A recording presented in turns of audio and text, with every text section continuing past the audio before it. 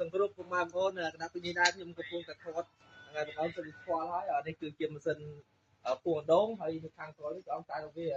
ហើយបើបងប្អូនចង់ពូអណ្ដូងធ្វើអីតាក់តំណែងមកខ្ញុំបាទ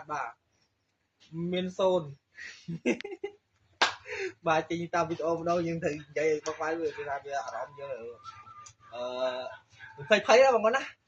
គាត់ថាហើយបងប្អូនចាំស្ដាប់លេខខ្ញុំបាទមាន071 46 46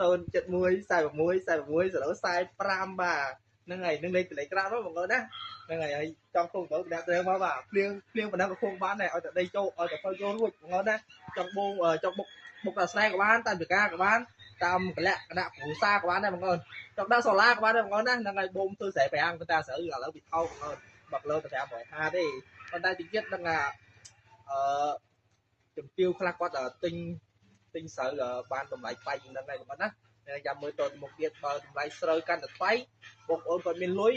គាត់នឹងឃុំម្ដងហើយខ្ញុំមួយថ្ងៃវាសារបញ្ហាថាស្រូវបានថោកពេក